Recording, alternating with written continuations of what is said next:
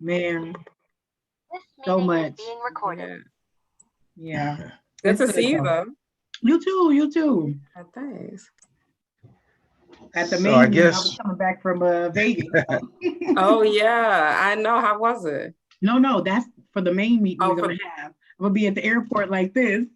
oh, yeah. Oh, yeah. I got your email. Yeah. I thought it was gonna be on Valentine's Day, but I saw your correction. I'm like, Yeah. wow. No, sorry about that. it's all good. Well, greetings everyone. I see Professor Taylor and Nicole and Joelle, and I see a few people look like it's trying to get on through my email. So we won't wait for them though. We'll get started since we're already on time. It's 5:31. A lot of things happening, as everyone on this call might know. During the last 3 weeks, we met 3 weeks ago, and we decided to start meeting now every 3 weeks, which is just once, I guess, or that's what, like once or twice every 30 to 45 days. But anyway, I prepared the agenda and I added to the agenda on what we talked about at the last meeting, which was an action item that was suggested by Nicole. And another item placed on the agenda is to address tax revenue, which there's a particular brother I spoke with from the IRS, and I'm hoping that he joined us tonight. He gave me a pretty good comprehensive understanding about the IRS. And I know you, Professor Taylor, you've been talking about this for a while, about us preparing policy or making sure that our policy is in certain, is put in certain language that it can pass the test, all the tests that, it needs to pass, and the hurdles that might, get in the way of us moving forward and making it become law. But it was just interesting because this item about the tax revenue, he was saying, look, that's the language of government, tax revenue. That was his position. And hopefully he joins us tonight because he can better sum it up than I can. But it's on the agenda. Let's just go through the agenda. First of all, roll call. Daniel Landry, I'm here. Nicole Cunningham here. And Taylor here. All right, so we are in motion. General public comment, which is 2 minutes. Sir, what's that? I didn't hear you. Not saying we don't have quorum, right? Well, a quorum is 3 or more, right, Joelle? You don't really need quorum for the subcommittee meetings. Okay. Yeah. Okay. All right. So I just want to be clear. Yeah, thank you, Professor Taylor. So general public comment, which will be 2 minutes, and we can definitely, if anybody join us, that'll be fine. So any subcommittee report, that's which will be item 3. Anything that y'all want to speak on that done happened between the last meeting and now is your time. 2 to 3 minutes. Somebody named Iris said they're going to be coming. Is that the person you were just speaking on? Yes. Oh, cool. Yeah. They just emailed. I just replied to him. Yeah, I was like, we're meeting now, so are you able to join? So I don't know if you thought that. Right. Go ahead, old Joelle. I would just note what I think is already going around, thanks to Joelle, the announcement that Cornell West is coming to campus at USF in February 23rd in the evening to address specifically the issue of reparations to African Americans. So oh yeah, that's wonderful. We just couldn't. We could, if we had tried to do that ourselves as a committee, we probably couldn't have timed it better. So it's just a great, I think we have to use all the support we can like this and connect it to our efforts. Anything going on in the city or in the Bay Area or in the country, state or country, related to our work, we have to sort of link it in, and I'm glad we did that by bringing the people in from Evanston, and this will be important too. That's excellent, Professor Taylor. When I heard that, it made me think of I actually met Dr. Cornell West at the Million Youth March in New York City back in 1997. Oh, you were there. And I interviewed him, and he probably, You saw when he see everything me, he probably explode? not gonna remember. I don't know. You were there when it But I blew still up? got the tape. I got the tape. You were there when it blew up? With Khalid? When the riots took place, I was there. You were there? Yeah, I was there. Yeah. Oh man, we gotta talk. Yeah, it was something else, you know. That's A lot of history. That's 90s some was something serious else. history, front line. Yeah, and I got the videotape Now, actually. I went to the whole Million Man videotape March, was- but I missed that. I was a part of a whole lot of stuff too that happened with Farrakhan and Yeah. Khalid, but that's not what we're here for. But I'm just telling you, I was. But Yeah, in fact, I was outside in line when he got shot at Cal State Northbridge. Wow. So Wow. we So got you a going nation. back, yeah. We got Nation of Islam stories. 93 or Yeah. 94, something like that. Definitely. Well, so I just wanted to say too, and that'd be a good to go over into us attending that meeting. Maybe we can attend that meeting together. That could be one of the action items too that we can speak on at further in the agenda. Attending that, I mean, that might be one of the things that we can do together. I still got all these T-shirts, you know, and it would be a way that we can make a public statement and also to show unity, you know, if the committee is willing, you know, let's just make it happen. So Sounds like a plan to me. it sound like Ms. Harris, I see you, dear. How you doing, Yolanda? Can you hear me? Maybe not. Okay. Well, we're waiting. So in terms of committee reports, so one of the things though, in 3 weeks, one of the things that I was thinking about, and just to bring it to the committee's attention, would it make sense for us to like create, you know, I know we have the first draft have been submitted December 2nd, and more so we're in the phase now of outreaching to the community. But us as a committee, we can start working on, I would think, putting some type of meat to the bones on what would our final report look like as a committee to get ahead of, you know, even going into the summer. And even if it's just a template, I had prepared like a little Google application where any of the committee subcommittee members could just like jot down or, you know, put down some of the things that you want to see in the final report from this body to the general body, so we won't be trying to play catch up. Because my thinking is that we're going to start doing a lot of outreach, personal outreach, physical outreach, and it's going to be less paperwork in the next maybe 3 to 6 months, because it's really time to really just get the community voice, you know, input, and then really just move towards them final stages of preparing the final report. What are your thoughts on that?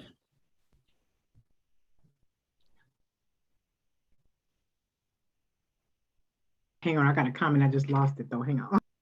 Well, you know, if we are the policy, you know, I almost want to ask you to remind us of what our mandate is, because if we are the policy committee, then it would seem to me that we are mandated on some level to actually come out with a coherent policy recommendation or a set of them, because we're an advisory board to the Board of Supervisors. And so what we would do is the work of the overall committee to say, this is what we think the overall committee. So in other words, we recommend a recommendation. So we would come up with a paragraph of a statement of what we want to be the city policy.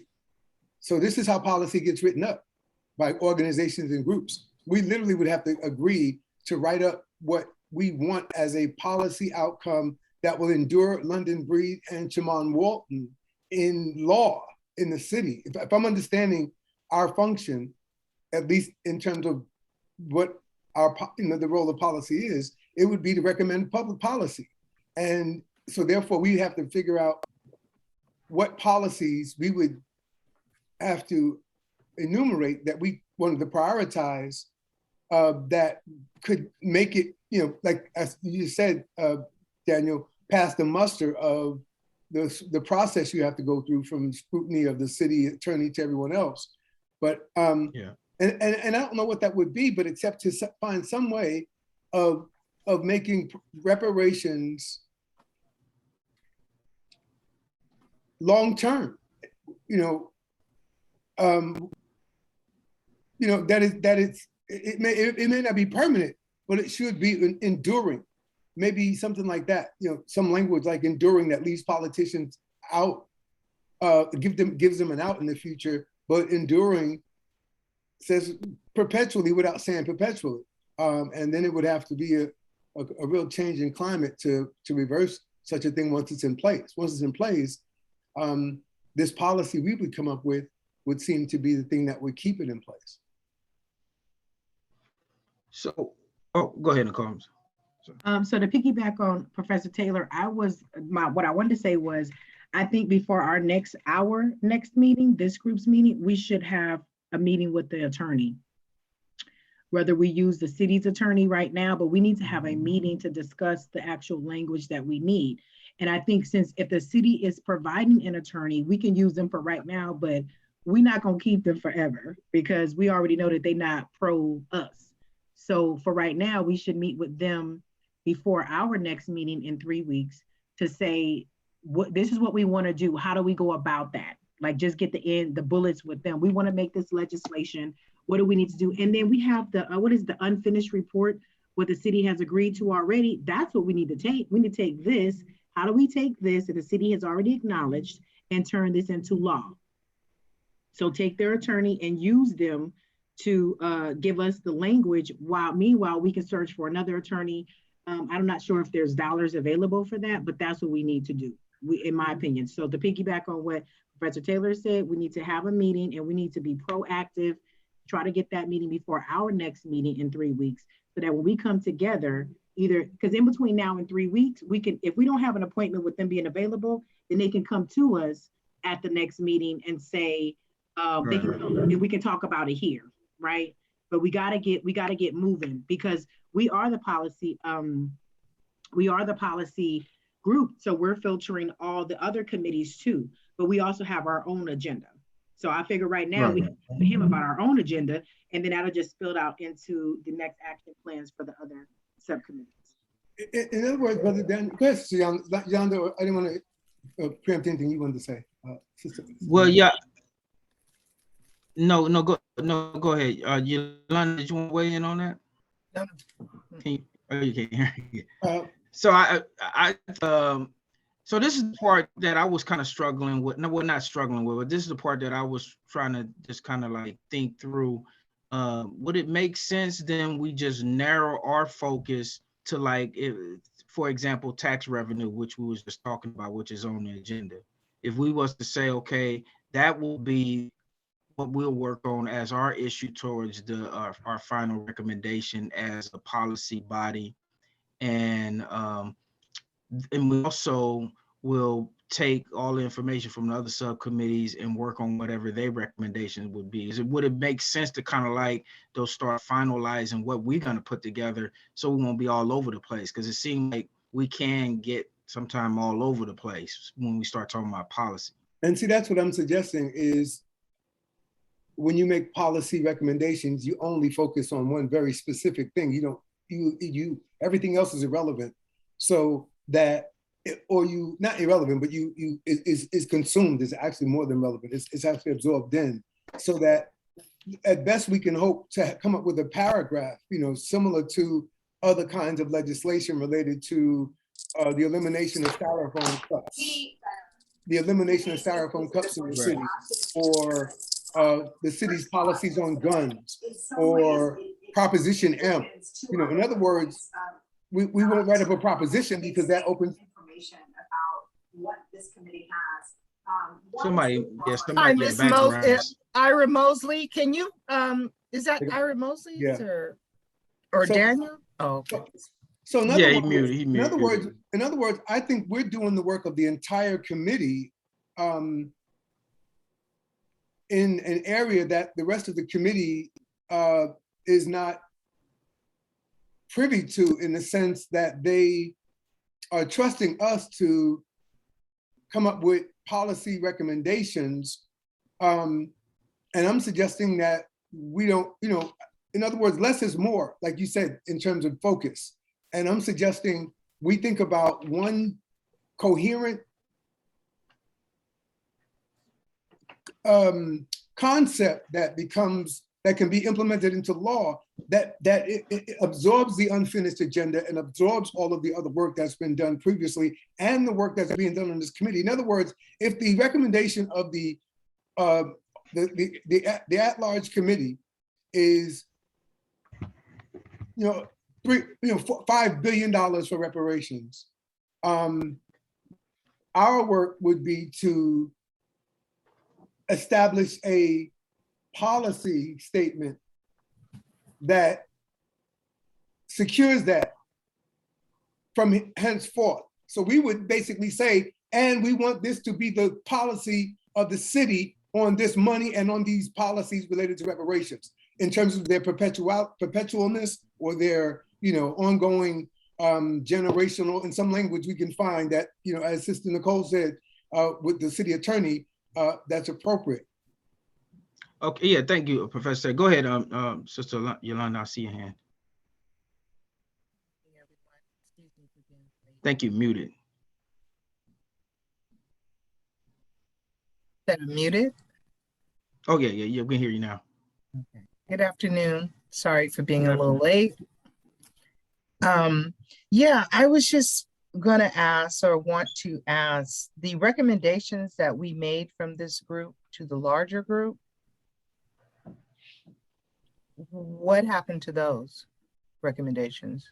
Are we not building on those, or I'm kind of confused? Yeah, so because I don't want to get into creating a will. I would like to continue the work that we started and maybe get some clarity on what to do with the recommendations that we made so far, how to carry those further, or I don't know how many in total recommendations, but do we narrow those down to the 5 top, and do we have a dialogue with the other committees to determine which are the top priority? I'm really confused on, we brought it this far, we want to go further, but I hear words like I think, and and so I'm not sure. Is this what we're doing?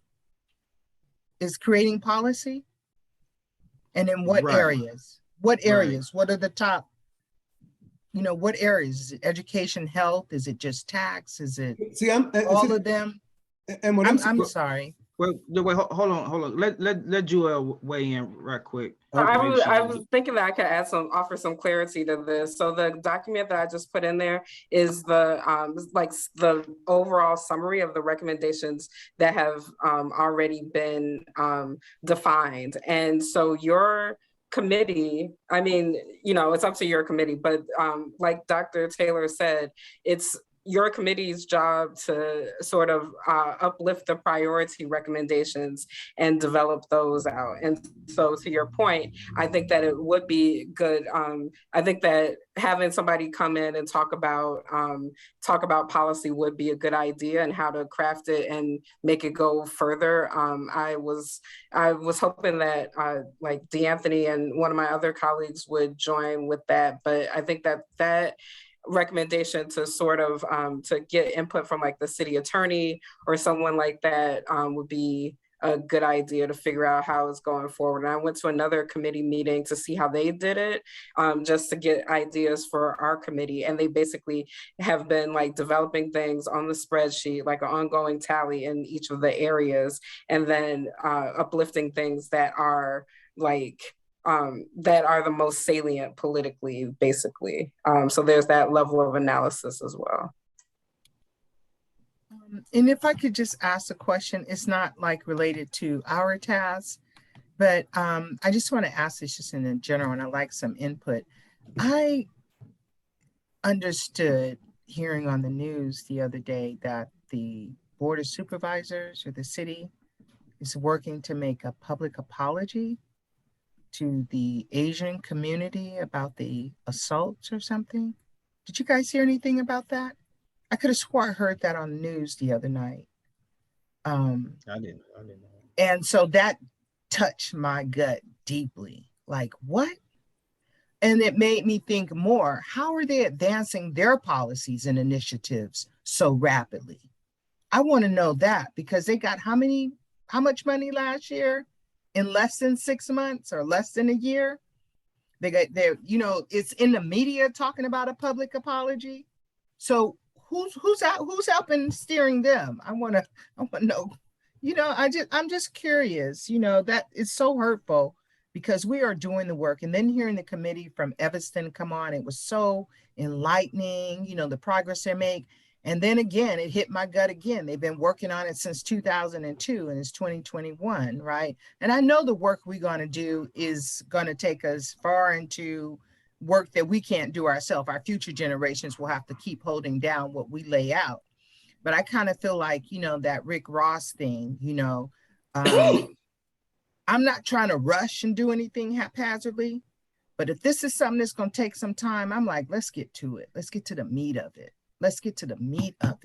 Because, I know we've been trying to figure it out, but we've been trying to figure it out now for over 6 months. And I think it's time to have some experts just say, okay, this is maybe a blueprint. You fill in the dots, you fill in the lines, but this is the shape of how it should be. And so that's where I'm just feeling kind of, we're going to keep driving this vehicle, but we need to know what are the clear roads we're driving it on. And let me just say, having been a part of a team under Gavin Newsom who wrote the Slavery Disclosure Ordinance, it is still in city policy as an ordinance. Now that's something like, you can get a ticket for peeing in public, right? Or not having a leash on your dog is an ordinance. It's not a law per se, but Bank of America is on City Hall record having acknowledged its connection to slavery because of the Slavery Disclosure Ordinance. I can't remember which office it's under. Daniel, don't you, what office that was? It's actually online. Is it the administrative? It was one of the major administrative offices. I think it's the assessor's office. I believe it's the assessor's office. Might be it, but it's there for you to read the whole statement, what the SDO is. So be clear, that's reparations policy. San Francisco already had it in place, and I think we can build on that and the other work.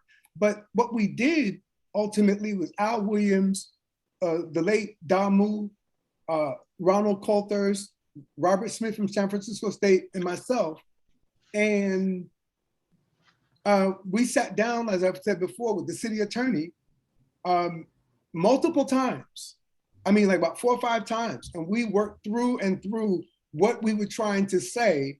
And it was brought down to a coherent paragraph about corporations that do business in San Francisco. And then it had a set of recommendations related to the fact that they were not being punished necessarily. It didn't say anything like that, but in other words, they weren't being compelled to do anything except they were compelled to reveal. That's the disclosure part. They had, so that, and the reason why we did it was this. We did it that way. It's more than 11 years ago. We did it that way in hopes that one day everybody else would get online with the reparations movement. So we were waiting for everybody to come along when we did this. And so the way we wrote it was so that, we got people on record now. That's what I mean by that. So that now Bank of America is on record. Now this group can go to Bank of America and say, well, you all acknowledged on the Slavery Disclosure Ordinance that you had some direct connection. And I don't know exactly what it was, but it was something that was embarrassing, I heard. I haven't studied it, but I heard it was embarrassing, whatever Bank of America admitted. It was something really pathetic. One of our committee members has criticized it. But my main point is, we ultimately brought it to the level of an ordinance that is now part of the city ordinances. And anytime a new company that had any connection to purchasing an insurance company that in the 1890s, like some companies did in Louisiana, Citibank bought one of those companies in the 1800s, rather, early 1800s. And Citibank, when it came to San Francisco, had to disclose. Now we can go to Citibank and say, you all didn't put any money in the bank. See, all these people were supposed to put money in the bank.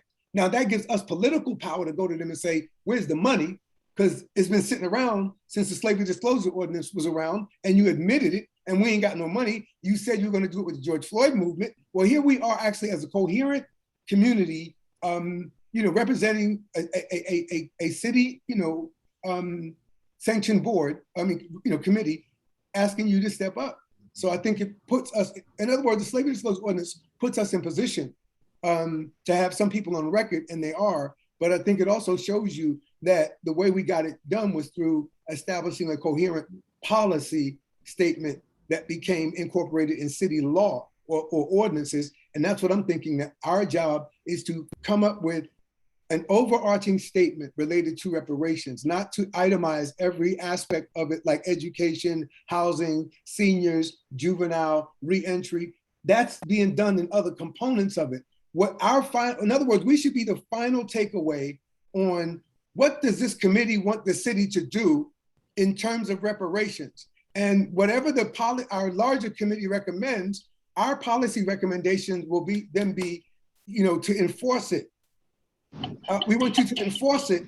We want you to enforce the recommend, what the overarching committee, what the larger committee recommends, its overarching finding about reparations. Let's say they recommend $5 billion. I'll repeat myself, $5 billion. Then we say in a simple paragraph that is legally solid after consulting with this city attorney that we want the city to enforce this ordinance perpetually, or there's other language that we could look at Trump's language around tax, because Trump did this with taxes. He gave them a permanent tax cut. And I would look at that language to find out the way of establishing permanence without using that language. But I think we could do something like that. Oops. Well, yeah, that's excellent. I think one of the things that I see D'Anthony Jones is here too. Greetings, sir. Hello, good to see you, Mr. Chair. And it's good that you on at this point, because we're just talking about as we move forward, working with the policy committee. We already have things that's been submitted with our initial draft plan December 2nd, but we're at a point now where we're really trying to mic down and put some meat to the bones on what this committee represents. You got anything that you want to weigh in real quickly, D'Anthony, about some updates and what you've been doing? Because I've been hearing about we've been hearing about the good news. Yes, and I know that this is something that I can't elevate directly because of the connotations politically, but I will say in terms of policy, there's a whole lot of issues to think about, and I'll even harken back on our conversation, and Professor Taylor, just hit it on the head, this idea of how do we move this ball forward even when this body sunsets, right? How do we ensure that the ball continues to move forward? And I know me and you, talking about this idea of not trying to have this become finished type of thing where, the city comes up with a report, they commission a study, they commission a reparations task force, and just like the unfinished agenda and just like the out-migration recommendations, they just sit on a shelf and collect dust. And then we'll be here again in 20 years. So how do we have the city really be accountable to whatever you all put forward is going to be crucial. And I know that y'all have recommendations for sure that you have in draft form, but I definitely like what I'm hearing about this idea of thinking about how to keep a body in place that can enforce the city to ensure that the recommendations are addressed.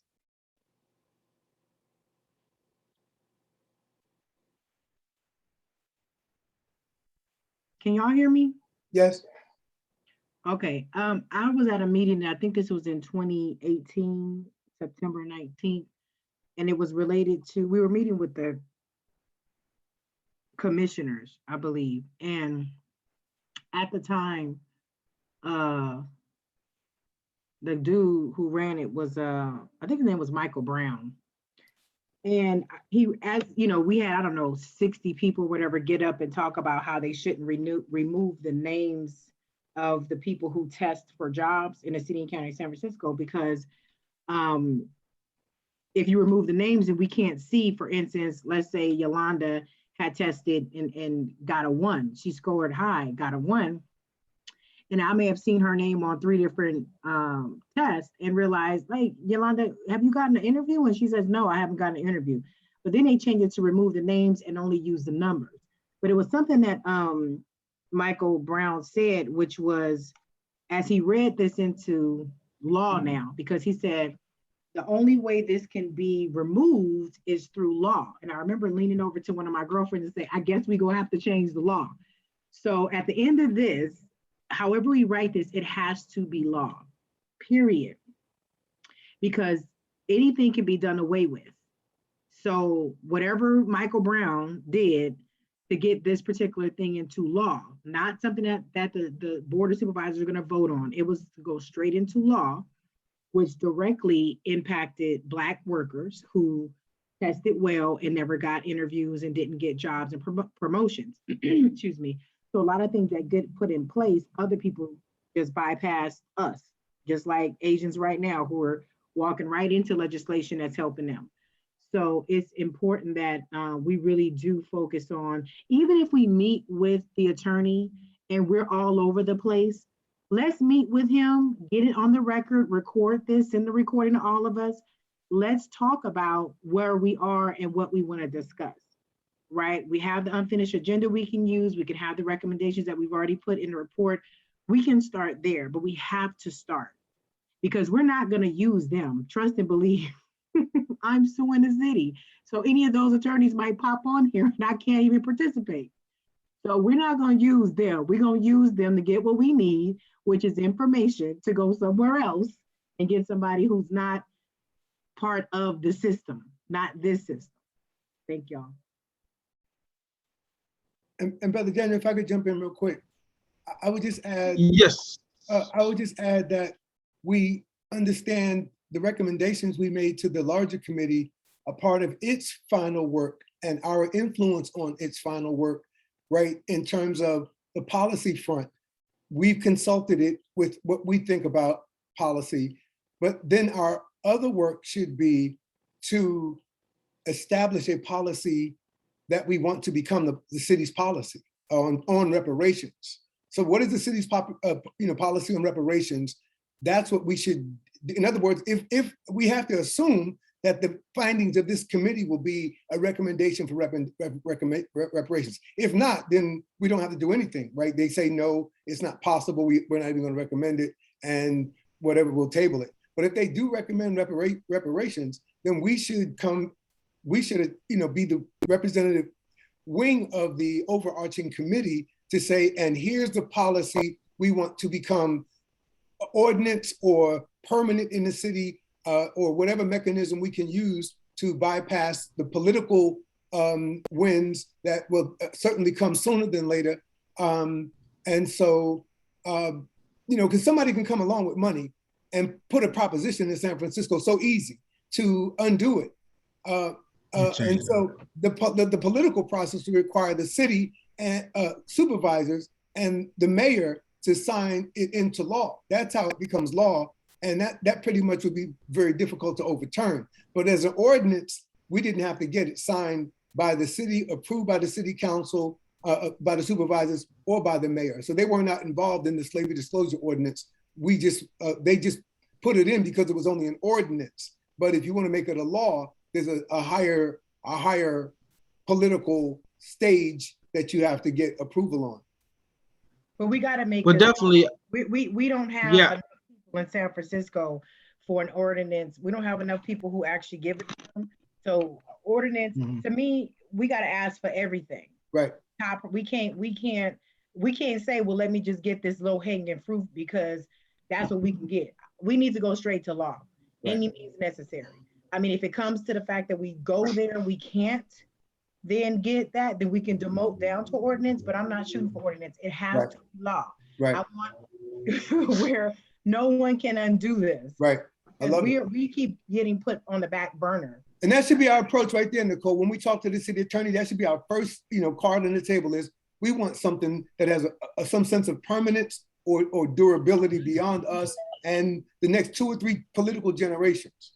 Absolutely. Like, I think we should enumerate. Let me say this real quickly. I think we should do the math of how long the injury lasted, like they did it in Evanston, right? Enumerate like the brackets of when the time period, and then figure out how long. If it was 80 years in San Francisco, then it should be 80 years, going forward. If it was 50 years in San Francisco, the damage, then it should be 50 years. Whatever the damage that has been done to the Black community, we should try to enumerate, at least acknowledge that math in our policy statement in terms of saying, it took 80 years to put us in this predicament. We want 80 years of reverse racism. We want you to stop being racist and reverse it. Well, one of the things. Oh, I see Shakila. Good seeing you too. On. Go ahead. I'll wait because I was late, so I'll wait till after you. Okay. Well, I just wanted to. One of the things that I've been really just trying to focus on too, with all of the conversation, the language, and we already know that we have put together, like what Yolanda was saying earlier, we already have put something on paper that we agreed upon as a subcommittee. My thoughts when it comes to legislation and the law, whether it's an ordinance and, moving it from an ordinance to changing the charter of San Francisco, which really makes it law. Right. Everything needs to be centered around, okay, what are we changing as policy law? It's got to be attached to the money, the resources. Because if I'm not sitting in the education subcommittee meeting, we don't necessarily have, I think, the time or the luxury to wait until these subcommittees finalize on what they see as us putting forth as a policy subcommittee. To me, it would make sense that we kind of like simultaneously is kind of like doing both. We already have the draft report, so we know pretty much what the template of them other subcommittees will be anyway. We can add more to it, but basically that's what was submitted. So we know pretty much what they're doing. All we have to do now is take that document and then finalize again what is going to be our truly recommendation as a body, which I believe we'll get into on the next item, which we have the tax revenue stream that we could pull from. That to me makes a lot of sense. But go ahead, Shakila, and then we're going to wrap it up on this item. Oh yeah, Ms. Moses, yes. How you doing? Yes, Mr. Landry. Yes. Hi, I just wanted to say hello to you, and hopefully I can chime in to give you some of my 2 cents. Yes, yeah. Well, hold on one second, and thank you for joining us. We just got one member is going to weigh in, then the floor is yours. Thank you, sir. Shakila, you there with me? Hi, yes, I'm here. I'm in my car, so like my camera's really bad. My lighting is bad. But I wanted to piggyback off our other member. Like I know in Bayview, right? It was a big thing, like over the housing. They said, 30 or 60 years we had the housing, and then all of a sudden, like it paused because that contract or whatever that agreement was like up for those years, like that we had access into the low income housing over here in Bayview when our elders went out to Sacramento and they protested for us to have housing over here. My biggest concern of like us putting a timestamp on it or a time frame is, and not a concern. Can we ensure if we are to put a time frame or, for 80 years, this is what's going to happen, or however many years we decide, that we have some resources to back that up? Because what I did see over in our community in Bayview is like, once they took away the housing, nobody had anywhere to go. So that's something like I wanted to speak upon, like just ensuring like if we are going to say like for this amount of years, this is what we want, we are also building up resources to support our generations down the line that will be affected if they don't have the same access to reparations that we're fighting for. So that's something I wanted to put on the table. And then I also wanted to put an idea out. We all work with local agencies, and we, for the most part at nonprofits, you do have to apply for certain grants and you have to go through an RFP. So I was in my mind thinking like, hey, how about we do a RFP in San Francisco with our African American led agencies, our agencies that, you know, are with us in this movement, and have them distribute the funds, right? And like, we of course make sure things are monitored correctly, and you know, just like how we'll go for with a grant for the city, things have to be documented, allocations have to be documented, eligibility, like, and it's all coming from the reparations board, but like the community is to distribute the money, because I'm more than sure like I'm just thinking in the sense of like keeping the community involved, right? And it's not like it's coming from some one entity, and then everybody's beating down the door for this one person or this one agency to distribute funds. So I was thinking like that could be a possible way for us to distribute funds to individuals, and like, I'm sorry, like also keeping things under the radar, so I'm like, oh, Black people or African American people or people in the diaspora are getting money, and what can we do to stop that? So that's probably just my conspiracy mind going off, but I was thinking like, how can we distribute these funds and then it won't be, oh, well, equity, and you know, we are the ones who are always on the back burner. So I just wanted to put that out there to the group as well. And thank you. No, thank you, Sheila. Excellent. Well said. So we're gonna just move on to the next item. Everything is being recorded, so whenever you get a chance to, we're gonna put this up to where you can go back and look at the video. So item number 4 is the tax revenue item, and we have a special guest, Brother Ira Mosley. Would you join us and share with us about yourself and all the things that revolve around the tax? We already talked about a little bit, but you can now give us the real clear perspective. And welcome. Thank you, Mr. Landry. It's an honor and a pleasure, and it's really also an honor to, be at this opportunity to talk to my brothers and sisters in San Francisco. I am based here in New York City. I came to Mr. Landry via my volunteer work for the Coltrane Church in San Francisco. I've been their volunteer business advisor for going on 3 years now, helping to put together their tax issues, business plans, strategy, strategic partnerships. And I come to them and to you also as a current business advisor for the United States Treasury. I'm attached to the Internal Revenue Service. I've been with Treasury/IRS for, oh my God, maybe 99,000 years.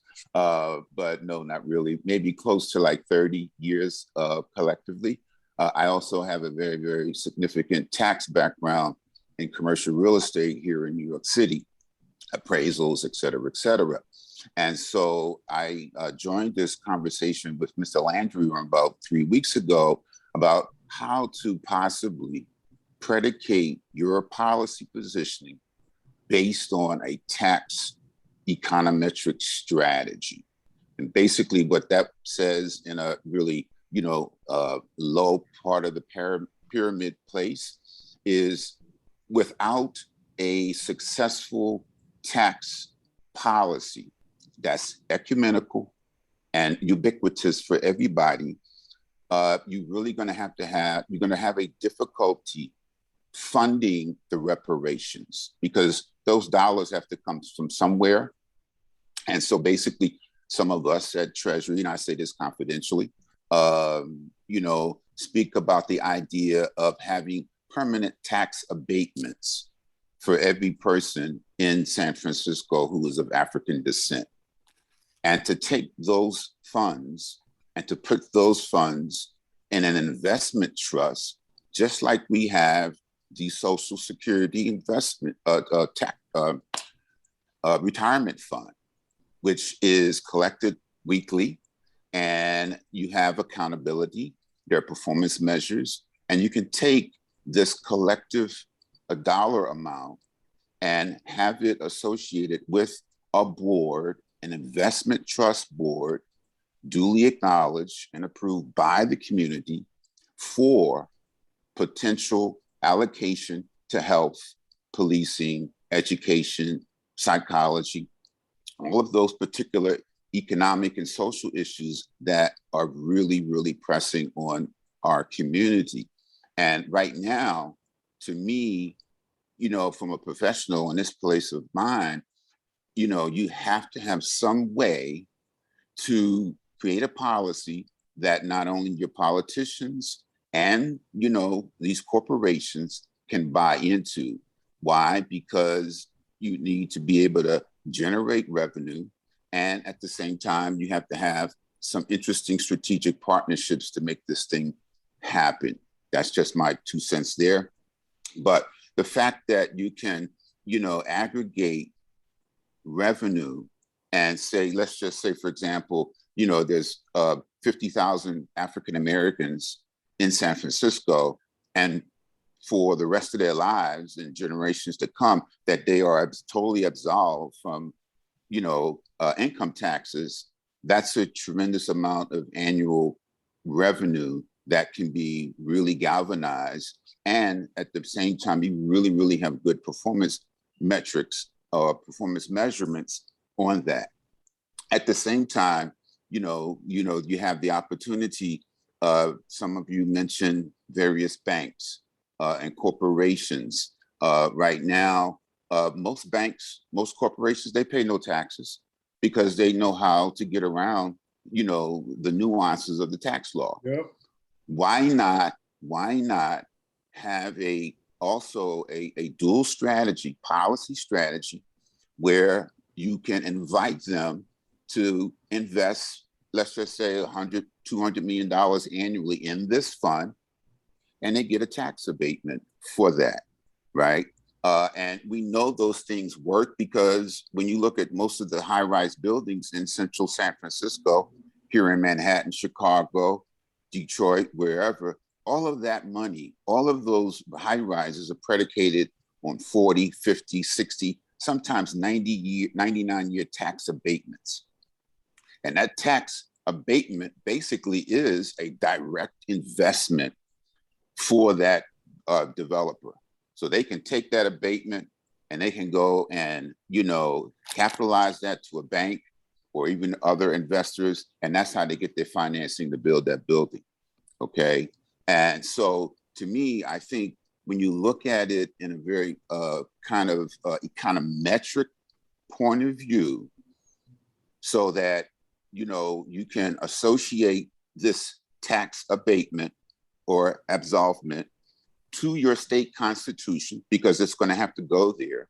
And I don't know the full laws of California at all, but I do know that taxation is a state mandate first, and then it rolls downhill. And I think you guys have a very, very good opportunity to be a litmus test for the nation with a unique approach towards, you know, undergirding this issue of funding, because above all else, your issue is funding. How are you going to fund the reparations strategy, right? And right now you have a couple of things out here, and you just can't give away money and have great performance measurements on it. How can we find a hospital? How can we build, additional schools? How can we take money and put it into an HBCU, say if it was in San Francisco? So to me, I think that's a very, very essential issue for your baseline policy strategy that basically then associates and hits all of your other subcommittees. And right now, the fascinating thing, California has very, very advanced tax structure, very sophisticated. New York and California basically set the models to do all of that. And, you know, the other thing I would also bring to your appreciation is, how do you bring in the tax strategy and revenue growth on climate control and climate change? Because bear in mind, that's where all the tax-based aspects are going to go. That's going to drive the future. And so to me, I think it's critical, and that's just my humble opinion, that we, the base elements in this subcommittee, and I'm just a volunteer to you, But you have to, and I say this in all due respect, you got to reach out to some, there's some very fascinating Black CPA organizations. And, you know, Cal Berkeley has a very, very sophisticated tax institute. And I think once you can bring it from voice to arithmetic to mathematics on a tax basis, then that's easy language for any politician to understand. That's easy language for legislatures to fully be cognizant of. Oh, that's how they want to do it. Oh, that makes sense. Oh, okay, we can see it, we can do it. And the key thing is that this is not impossible, because Amazon didn't pay one red penny last year. Tulsa didn't pay any taxes last year. Ford didn't pay any taxes last year. I'm a retiree from Continental United Airlines, which we have a hub in your great city. We don't pay any taxes. So how do we create a revenue neutral tax strategy that basically impacts your bottom line, so that this way, you know, you really, really have a very sophisticated but simple approach to, you know, ad infinitum to fund what you need to do for the city of San Francisco. And if you hit it in Frisco, it'll roll down to Los Angeles, it'll roll down into Fresno, and it may very well become state policy. Because you guys, when I say you guys, respectfully, San Francisco and New York lead the nation in tax policy. And, you know, I'm open to any kind of questions that you may have. I do apologize for being long-winded, but this is something that I think is really, really a kind of like a straight arrow. And the key thing is ecumenical. It's ubiquitous. Taxes affect everybody and anybody. There's not a thing in this country that doesn't get done econometrically without taxes. And for me, reparations is an econometric issue. Yes, it's social. Yes, it's cultural. But at the end of the day, it's econometric, because at the end of the day, we want to be able to have the ability to impact the Black creative economy as best as possible. And you need dollars to do that. And you need supporters and strategic strategies for that. So I yield the floor. Thank you, Mr. Landry, for giving me this opportunity. And I do love San Francisco, although I love New York first. No, thank you, Mr. Mosley. So to the group, any questions? Oh, I see Nicole, your hand up. Oh, I was actually clapping for him, but I'll take the Oh, he's hand. clapping. Okay. I don't have, for some reason, I don't have the hand. For sometimes the hands show up, sometimes it don't. Well, comments or questions, not just questions, any So comments or any thoughts? Yeah, thank you, Mr. Mosley, for your expertise. Yeah. Yeah, I'm just going to add one more little wrinkle. And again, I don't know anyone here other than the great and honorable Mr. Landry. But I had the affordability of, you know, making friendship with Mayor Brown in terms of working and supporting the Coltrane Church. And I don't know anyone's allegiances to plus or minus what Mr. Brown will be, but I used to live in Los Angeles. I went to school in California. And I do know historically, he basically wrote the tax code for California. And I think, and again, I don't know anyone's positioning towards him, but I think if you can get rainmakers like him to buy into a tax strategy, that may very well be the kind of win you need behind the sales. So that's my little extra 2 cents. And I do apologize for being long-winded. Thank you. Hold on, Mr. Taylor, Professor, let me finish my thought. So I just wanted to thank you, Mr. Moses, for your 2 cents, and that what you said was something I had heard, as it probably was back in 2020. I forget, we're in 2022 now. And I thought that was great. I said we should have 400 years of not paying taxes.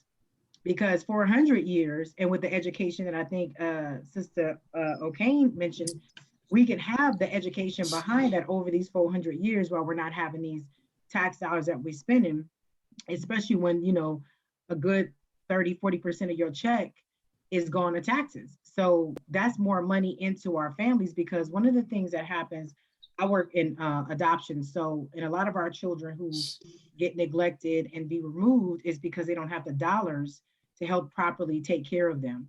And therefore, their child gets removed and placed in foster care. And then we, the city, county, San Francisco, will then pay a foster parent to take on that child. And in my very first class of education, the trainer told us, we do not pay parents to take care of their kids. So you're not going to pay me to take care of my kids, but you're going to pay her to take care of my kids, to get my child into football and basketball and music and all these things. Meanwhile, if I had that extra $1,000 a month, I can do those things. So I think you're right about the piece of the tax way, to make sure that we have more dollars, more of our own dollars in our pockets, so that we can do the things that are necessary to take care of our families. I'm done, Professor.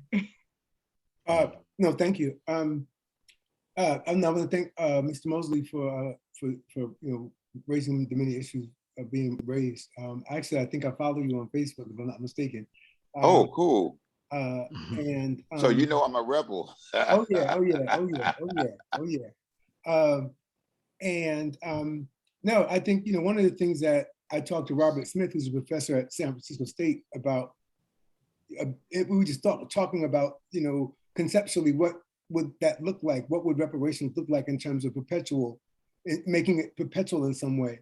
And he talked about exactly that, like much like the Recovery Act, Barack Obama's Recovery Act with housing, with the auto industry, that you can make it into a super fund.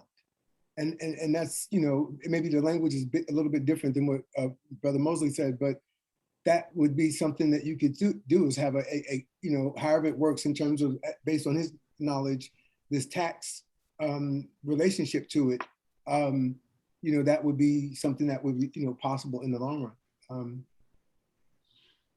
Yes, and that's a very, very good analogy to use as a super fund. But to me, like, when we develop tax strategies and policies at Treasury/IRS, and just to be more specific, my role as business advisor, I used to be the gorilla that would come out and take the building, do cash register seizures. I was a bankruptcy specialist for a number of years, and now my role basically is I provide business services so that we can find expert witnesses to win our criminal and civil cases, right? And so within that milieu of knowledge, a lot of tax policy comes across the dockets every day. And so when you look at how sophisticated these white organizations, and they hire the tax firms, to attack tax policy, they come at it numerically. And oftentimes they come at it qualitatively, right? Meaning what's the flexibility or the nuance of the law, and how far can we push the envelope, right? And so what we're talking about in terms of ad infinitum, that's my point of view, not just a number of years, but in perpetuity, like you say, sir. That's where, if you can make sure that you have a striation of local, state, and federal tax absolvement for Black people that go into a fund, just like the Social Security tax trust fund, which is the best investment vehicle ever invented in this country. I don't know. I mean, I'm a retiree also, and so the Social Security trust fund it's replenished because of new workers come into play every year, every month, right? And so you haven't heard one American ever complain about getting their retirement benefits. because it's superfluous. It's fantastic. But you also may have heard Wall Street wants to privatize the Social Security tax trust because it's close to what, $4 trillion and constantly being replenished. And so they want to be able to get that so that they can, take user fees off of it, right? And buy somebody a home in Boca Raton or Shanghai or what have you, right? And so to me, I think if we can create a very, very fascinating litmus test for your city vis-a-vis this strategy with taxation and futuristically associated with climate control, because that's everybody's concern right now, right? And you have the ability to bring in private corporations who have to be held accountable. How do you do it? How do you do it? You can't beat them over the head with a bludgeon or shoot them up. That's not going to work. You beat them in the pocket, but that means you have to bring them in as a way reciprocally that they can benefit from. And so I think, we have this kind of like triumvirate approach, and it's not very complicated, in my opinion. I just think that, this body of learned minds here and great inspiration, to me, I think you need a third party entity that's independent, that can give you the right type of consultation, whether that's San Francisco State, Cal Berkeley, or whoever, who can really throw numbers down, right? And then put that in a very simplistic policy statement, numerically, econometrically, and how that's going to impact what we call the Black creative economy. And I say that in a loose way, that we don't have warehouses and manufacturing and all that stuff coming back into this country, into our community. So we're artists, we're poets, we're musicians, we IT professionals. That's what's driving American economy, is the creative economy. And I think that's, the kind of language, how we want to be able to have, information, how we want to have funding, going into infrastructure, schools, housing, health and things of that nature, but at the same time, investing in our creative economy. So, that's my 2 cents. And, I'm just a high school, not a high school, but a shoe shine boy from North Philly, trying to be good. Well, that's some big 2 cents there. Go ahead, Professor Taylor. I still see you. Well, thank you.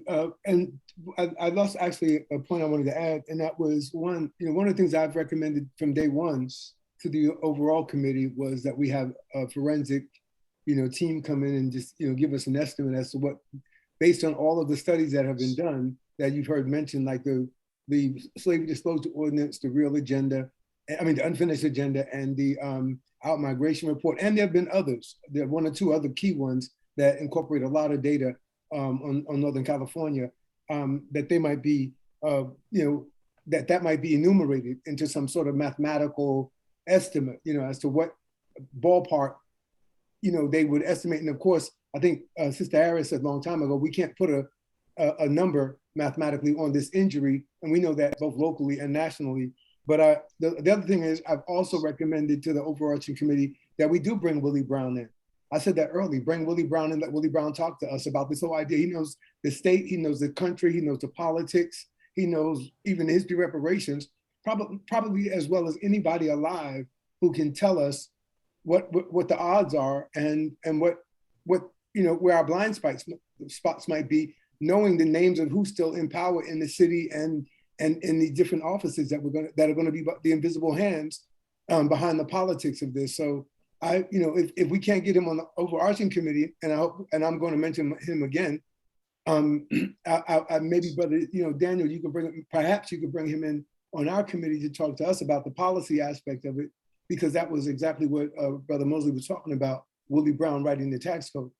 Yeah, and if I may say so, Mr. Taylor, the way that I have worked with, politicians and what have you, and, at Treasury, you got to make it easy for them to understand. Right. And so I recommend, well, I don't mean to use that strong word, but it may be in your best interest to put together just a 1 to 2 page overarching simple document so Mr. Brown can look at it and understand the who, the what, the when, the where, and the why. Right. Keep it really simple, because, having the opportunity to talk to him about Coltrane Church and some of the things that, I'm trying to do with them in terms of tourism and cultural development. This, I believe, and again, I don't know Mr. Brown intimately, but I do know his mindset. This would be his pièce de résistance, his crowning achievement, to knowing that Prop 13 and all those other kind of crazy tax schemes, right, that he had to go through, where he can take this one little litmus test and blow it up. But again, that document, that policy document, has to be the who, the what, the when, the where, and the why. And clearly, you probably have better access to him, but I can, hey, Mr. Brown, I need to talk with you. This is a joint, right? And I think, because, to devise tax policy and econometric policy, right, you need rainmakers. And that rainmaker, he or she knows how to speak the language, and he or she will chaperone, right, this whole issue, so that you don't have to be the target of the San Francisco Chronicle or the Fox News or whoever, whatever. And I think you guys are in a really special place, man. I really, really do. I truly believe in what you guys are doing. Thank you. Wow. So, any more questions and comments? Yolanda? Yeah, excuse me, I'm going to have to cut out a few minutes early. But again, if I can be helpful to reach out to Mayor Willie Brown. I said that before. I just received a letter of recommendation from him 2 days ago for my doctoral study. So he is approachable. I just don't, I don't feel like I should just, do it without my colleagues giving me that task. Yeah. Right. So I'm just saying, but I'm going to go, but I'm more than willing to approach anybody. And I'm more than willing. Brown. There's a way to approach any and everybody, and I don't mind. I just need to know from my colleagues what it is you want me to do. Use me. Right. Use me for the good. Use me for the good. We will, Yolanda, yeah, thank you. We will, we actually have the action item, and we'll, I'm jotting all this down so we can really put this down as an action item and follow up on many of the thoughts. Hold on one second, Professor Taylor. Nicole, you had your hand up. I was just co-signing on the action items because I know sis got to leave. So I'm like, yeah, if we definitely got a connection right here between her and Mr. Mosley on talking to, Mayor Brown, then I think that's great action. Have a conversation with him, and then us talking with the attorney, because we got to get this moving. Like, we got to get actions. Are you making a motion? Yes, go ahead and make a motion. That Yolanda and Mr. Mosley reach out to him, but I say simultaneously because Mr. Mosley, you have history with him specifically around this, so you can share what you've heard here and also what you've shared with us, and set up a time where we can get a schedule between Yolanda's conversation with him and get a meeting where the whole group of us can meet. I'm fine with that, and or a few of us. That really doesn't matter the number, as long as we get some meetings going, because I think we kind of understand what we want to do. We want to get this in legislation. He's been part of getting things in the legislation. Between him and an attorney, by our next meeting, we should have some damn legislation going. There it is. There it is. And I just want to say too, there it is. When we're talking to the attorney, Willie Brown, you know, Mr. Mosley, or whoever, we want to ask them, who do you know? Who do you suggest? Do you know of anyone? Who are the best people? Who do you think? You know, how do we reach them? That's right. Can we get your support? That's right. You know what I'm saying? Well, can I make a suggestion?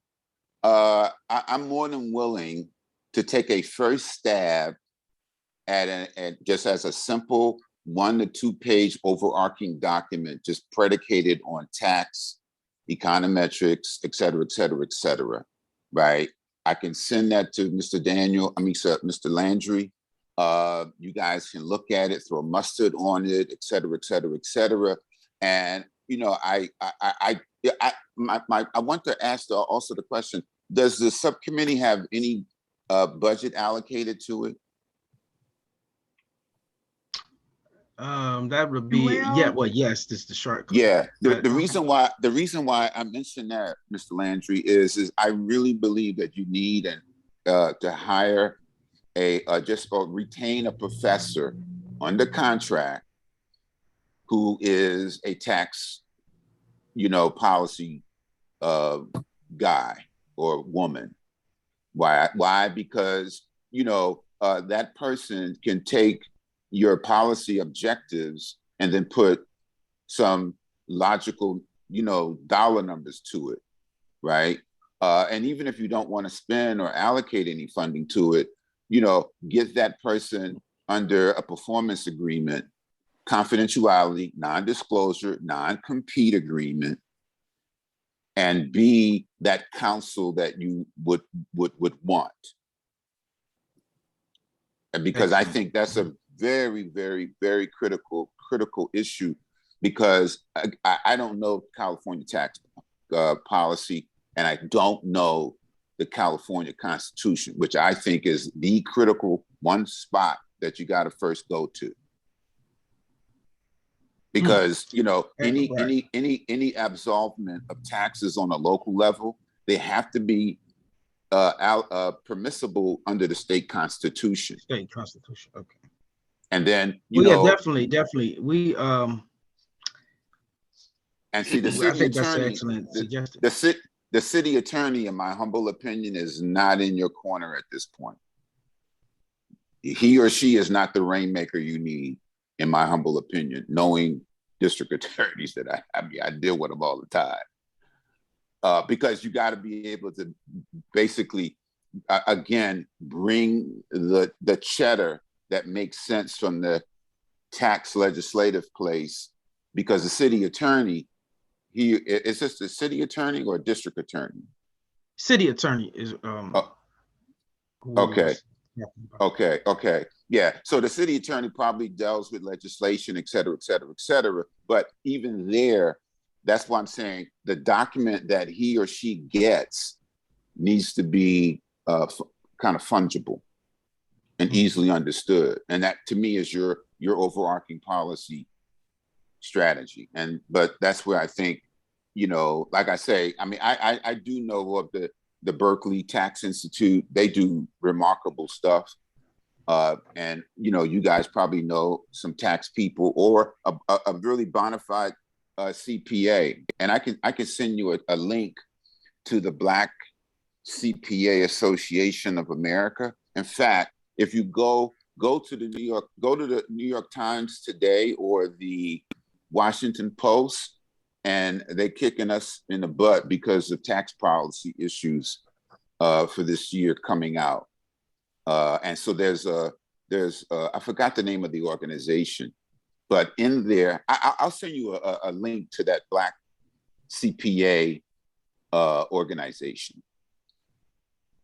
Well, definitely. Again, thank you, Mr. Mosley, and really appreciate all the information you share with us and your expertise and strategies. And we have heard it, things before about the tax codes, but it just really sounds, it really makes a difference when you're hearing it, from another perspective, and it all, is adding up in my mind. So thank you. And I'm definitely working with Yolanda, if y'all can reach out to former Mayor Willie Brown, that would be excellent as a starting point. And, well, let me do the document for you. Okay. First. Yes, sir. So this way you guys can absorb it, right? And also just for your own research, if you all can look at the Native American reservations, right? A lot of them fund their way through casinos, right? And a lot of that is predicated on the abatement of taxation. So it's not that we don't have litmuses out there already that'll be able to, have a cogent discussion about examples, right? So, but I'll put together a very simple document for everybody. I'll email it to you. And then I think once you guys sign off of it, throw some salt on it or whatever, then I think that might be the next step to, get that over to Mr. Brown as quick as possible. And let me just say before we go to you, Professor Taylor, so Mr. Mosley, we have our general meeting coming up February the 7th. I'll send you all the information for our general meeting, and including some of the scheduled other subcommittee meetings that you might want to attend to get more information about the Reparations Task Force Advisory Committee. And that should be good. Okay. All right. Well, thank you. Oh, D'Anthony, I see your hand, but Professor Taylor, did you want to weigh in? I just wanted to add, I was thinking also about precedents that we could look at in terms of the tax aspect of other reparations that have been given, even, for example, Japanese internment, even though the policy is, 70, 80 years old. I'm sorry, that was actually the 80s, 88, 89, when Reagan and Bush gave them $20,000 per family. And then I'd wonder what the tax impact of that was. The second thing was, again, this is related to Mr. Mosley's comment. I had been on a meeting recently, and it was related to some other work. And someone who I don't even know just decided to, say, "Hi, Press Taylor, I love your work, but I'm not down for, you having Willie Brown come to the Reparations Committee," or something like that. And I don't know who the person was. And I was like, wow, that they would say that so publicly. But I don't think we should, in other words, I don't think we should care one way or the other what people think about Willie Brown, positive or negative. We have a task before us, and he has information that we need to best inform us. And we'd be negligent, any aspect of this committee, if some part of it does not include Willie Brown's input or perspective, then I think we're really neglecting. There's not another person alive. Here. Who is more important to what we're trying to do, and he'll go out, with us, swinging like a lion. I would love to have him write a Ta-Nehisi Coates type editorial in the Chronicle called "A Case for Reparations." If Willie Brown did that, it would blow this city open. Willie Brown used his editorial to write a case for reparations in San Francisco. Oh boy, that would be fantastic. I love causing trouble. So if you could put that buzz in his ear, Brother Ira, that would be the real get. Yeah, I definitely will. I think this is a challenge, and I think we have to constantly challenge ourselves to think out of the box, because we got one shot to screw this up. Hold on one second. Go ahead, D'Anthony. I see your hand is up. Thank you. Well, first of all, I just want to just acknowledge that these are some great ideas coming up. I just would also encourage us all to, remember precedent, right? When we're talking about taxes, just are we saying, hey, San Francisco, in your reparations, you shouldn't charge X, Y, and Z taxes to Black folks here in the city. Now, what level of taxation? Because if you're talking about the federal taxes, that might require the federal legislative level. Now, if you're talking about local taxes, that's another thing. Are we talking about local property taxes? No, well, not property taxes because that's state, but parcel taxes. Are we talking about business taxes locally, right? What taxes are we trying to excuse folks, Black folks from in the reparations package here in the city? So, just putting that out there. And I also don't want to assume that's what folks are talking about when we're talking about abating taxes at the federal level. They're probably already talking about an IRA. I don't know if you're talking about the local taxes, but, just remembering the jurisdiction of what this reparation package will address, and that's city and municipal harm. So I just wanted to put that out there because I know I wanted to get rid of, like, let's say federal taxes, then that would take federal legislation. And I know that that's being talked about at the national level too. Right, but I can tell you now from my little bully pulpit, the whole issue on the federal level is a non-starter. So the focus here, the state has the ability, the right under its constitution to abate taxes, and we do it. Every state does it for real estate, and they certainly do it for business, and they can also do it for state employment taxes and city employment taxes. And that's basically what I'm focusing on is city and state employment taxes funds, which would go into a continuous account. It wouldn't come directly to you, John and JQ Public, but rather go and aggregate over time. And so this way you have better administration, better management, and better allocation of it. Got it. And thanks for that clarity. And to that point, I would also encourage you all when talking about the abatement to ensure, since I now got that, and thank you for that clarity, because that's important to the next point, making sure that we're explicitly saying that, hey, even when you abate those taxes, we don't want that to impact schools in the Black community too.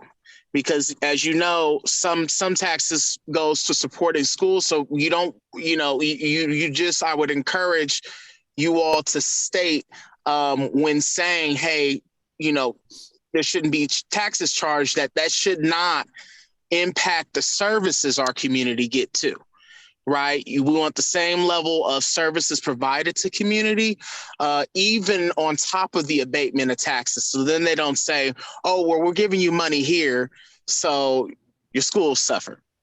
Yeah, but in general, 99.9% of all school taxes are predicated on property taxes, not employment taxes. Because see, what happens on a tax level, federally and state, when you pay your taxes, right? Mm-hmm. The federal government, we pay X amount every week, and the state adds X amount every week. And that taxation is there for unemployment insurance, so that when you get, out of work, or John and Jane gets out of work in Duluth or, Topeka, Kansas, the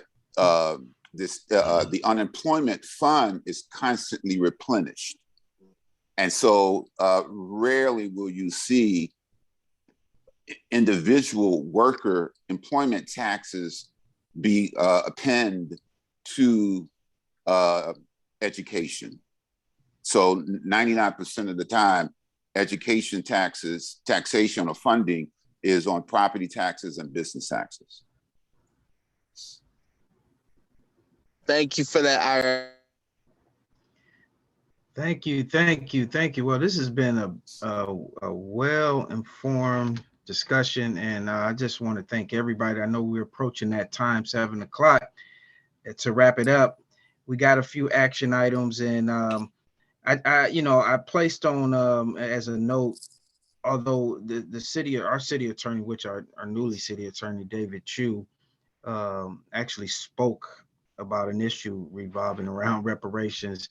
I will still see if the general body, because we had city attorney, if I'm not correct, Joel, weigh in, scheduled to speak before the committee previous, correct? Yeah, we were trying to schedule something. I don't think it'll be next meeting though, but I think that we can get somebody to come to this subcommittee meeting. Okay.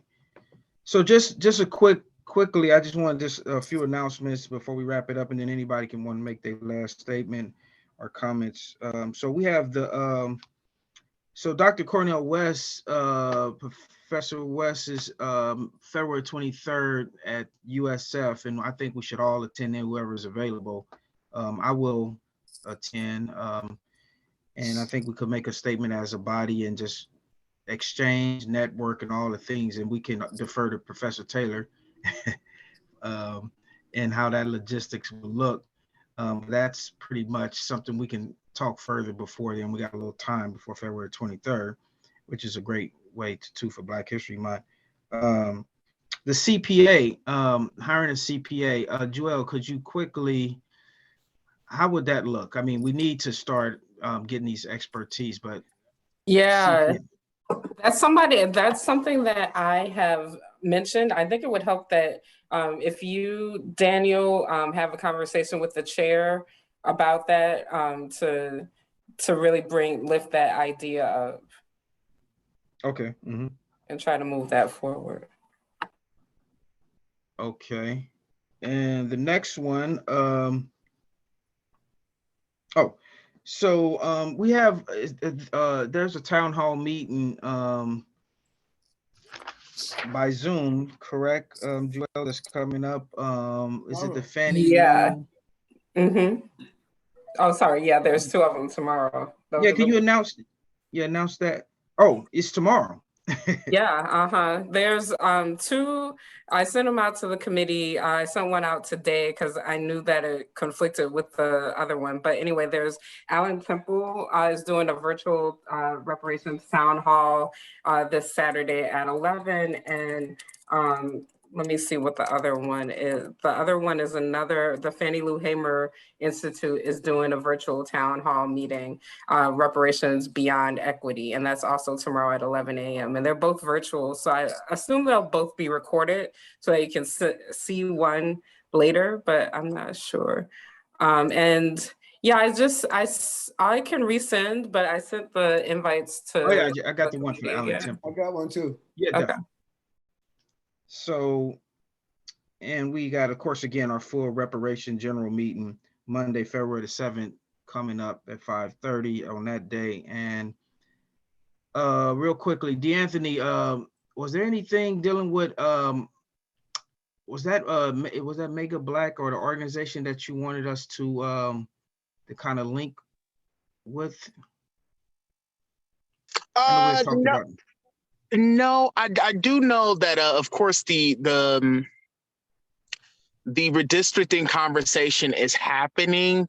Don't know if that's what you're talking about, because I know in Mega Black we've been talking about this idea of just being involved in the redistricting process because it's once every 10 years, and maybe that, I don't know how that would be lumped into the reparations conversation. It'd be interesting to see how redistricting has impacted the Black community here in the city and how that could be lumped into reparations. But reparations is something that we're encouraging folks in community to look out for, especially in districts 5, 10, 11, and district 6 as well. When talking about Black political power in the city. So that is a big thing. I do know that, I don't know if reparations has been considered in the redistricting conversation, right? So that'll be interesting to see how that might impact the conversation, but definitely we'll keep you all abreast if something aligns itself with the work of the committee for sure. All right. Yeah. Thank you, Anthony. All right. Well, we got a lot covering. Is any final thoughts before we close out? Just that the USF event is open to the public. It's a large room, and because of social distancing, I'm sure they'll keep everybody spread. But I think come 45 minutes early, you should be fine, but there's no charge and it's open to the public. You don't have to show any ID or anything. You just walk in. and it's right by the basketball court at USF. And President McDowell said that he's going to be coming himself. So Okay. our chair will be coming. Oh, just All one right, clarifying question. I forgot to ask Ira this, but Ira, in your proposal and in your work, are you also talking about payroll taxes as well on the business owner end, so like Black business owners, or just focusing on the employee taxes? You know, you can include them for sure. Okay. Definitely. I didn't know if you had mentioned that, so thank you for clarifying that. Now, Yeah. Ira, I know you talked about coming back to this committee, but I hope you and Brother Daniel can work it out where you could, because I think this conversation is what the entire committee needs to talk about, because this is a part more of the overarching, statement that they're going to, incorporate in terms of tax policy, the tax implications of this overarching policy question. So I think you should inform the entire, at some point, address the entire committee with this, because you have information that we could use. Yeah, no problem. But let me put together your position paper first. Right. Okay. Yeah, So this way, So this way, this way you can like I say, throw some mustard on it. No, don't do that. Blah blah blah blah blah blah. However, I don't know if it's politically correct, but if your subcommittee policy subcommittee would give its imprimatur on it, and it's okay, maybe you want to throw that past Mayor Brown before you do it in your bigger audience. Well, I was trying to find the next meeting, the next subcommittee meeting. I can't even find my own list, but it's 3 weeks from now. So that would be I get here we go. Yes, I defer to the committee. I mean, I think that's a good point you're making, Professor Taylor, but also considering what you're saying, Brother Mosley, in terms of, do we want to finish reaching out to former Mayor Willie Brown before we bring it to the general body? It's normally a process to get people to appear before the general body anyway. How would that work, Joel, in terms of the timeline, if we wanted to bring Brother Mosley on the general meeting? I think that, so the February meeting is full, but there's still, you can come to the March meeting if you wanted to, I think. The process is just that, run it by the chair and Director Davis, but mostly the chair and vice chair. And then we can put together an agenda. Ira, I have your email address now, since we were emailing back and forth, and so we can discuss it then. It would probably be good for you to come to the March meeting or sometime after the February meeting anyway, just so you can have that, the materials you've developed. Like, it would be a good time to present those, if that's something that you wanted to do. Yeah, I do need to think about it, to be honest with you, because I am in a very sensitive position. And I think it'd probably be best, if I just serve you at this juncture, at this point, your committee, get you the right tooling, get us in the right kind of stream, right? The only reason why I say that is because, I'm an outsider, and I've done this, not tax stuff before, but as a business advisor, and people love to throw hand grenades at the outsider. I don't have a difficulty, battling my way and being whatever, but I don't want any kind of malarkey, and you're gonna have people who want to throw some shade on you, and that you're gonna have interlopers who just want to just throw chaos. So let me stay in this little cover, this little grass right now with you guys, and then when we get a comfy zone, boom, then I'm ready to break out. Is that fair? That's fair. That sounds good to me. Because my goal, through Archbishop King, is to serve you guys. That's my manifest objective at this point. Well, thank you. Yeah, that sounds good to me. And if we all with it, and this has been a well discussion, and thank you. We thank you again, Mr. Mosley, for joining us, and thank you to the whole subcommittee for participating tonight. I hope everyone have the rest of the evening, enjoy their evening, and we look forward and seeing everyone again. And if no one have your email, we will be sending out an email, or at least I'll send out an email to follow up on the next subcommittee meeting, which will take place 3 weeks from now. Fantastic. Thank you, everybody. Merci Thank beaucoup. you. Thank you so much. Have a good Have night. a good night. Rest of your night. Okay. All right.